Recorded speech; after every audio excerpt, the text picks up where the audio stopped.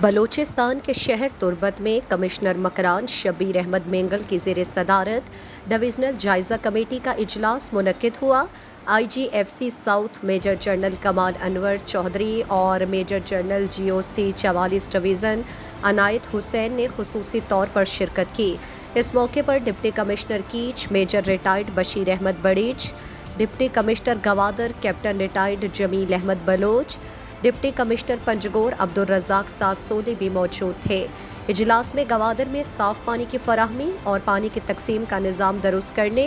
گوادر میں پاک چین دوستی اسپتال بسنی اسپتال کو فعال کرانے، یونیورسٹی آف تربت اور یونیورسٹی آف گوادر کے مسائل کے حل، امن و امان اور دیگر ایجنڈے پر تبادلہ خیال کیا گیا۔ فیصلہ کیا گیا کہ پاک ایران بارڈر ٹریڈ کے حوالے سے عوام کو ریلیف دیا جائے گا اور مزید بارڈر کراسنگ پوائنٹس یعنی گیٹ کھولے جائیں گے۔ اجلاس میں کمشنر مکران شبیر احمد مینگل نے ہدایات دی کہ محکمہ صحت اور محکمہ تعلیم میں بہتری اور ملازمین کی حاضریاں یقینی بنانے کے لیے سخت اقدامات اٹھائے جائیں۔ تربت سمیت مکران ڈویژن میں جاری ترقیاتی اسکیمات میں کوالٹی اور رفتار بہتر کرنے کے لیے ڈپٹی کمشنرز کو ہدایات دی گئی کہ سخت نگرانی کریں اور تمام ڈپٹی کمشنرز کیچ، گوادر اور پنجگور اپنے ضلع میں پرائز کنٹرول کمیٹیز کو متحرک کر کے منافع خور اور ذخیرہ اندوزوں کے خلاف سخت قانونی کارروائی یقینی بنائیں اور ٹرانسپورٹرز کو پابند کریں کہ بلا وجہ کرایوں کے اضافے کی اجازت نہیں دے سکتے۔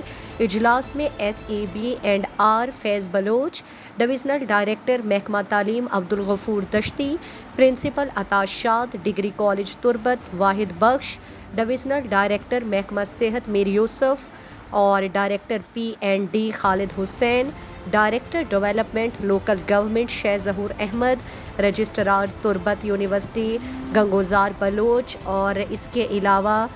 S E Gwadar development authority Syed Muhammad Baloch, Jamaat Islami ضلع کیچ کے امیر Ghulam Yasin Baloch, B N P Mengal Kech کے صدر major retired Jameel Dashti, Peoples Party Makran کے نائب صدر نواب شمبزئی اور نیشنل پارٹی کے مرکزی کمیٹی کے رکن محمد جان دشتی بھی موجود تھے۔ مزید دلچسپ معلومات اور خبروں سے آگاہ ہونے کے لیے Gedrosia point Facebook page, Instagram, Twitter کو فالو اور یوٹیوب چینل کو سبسکرائب کریں۔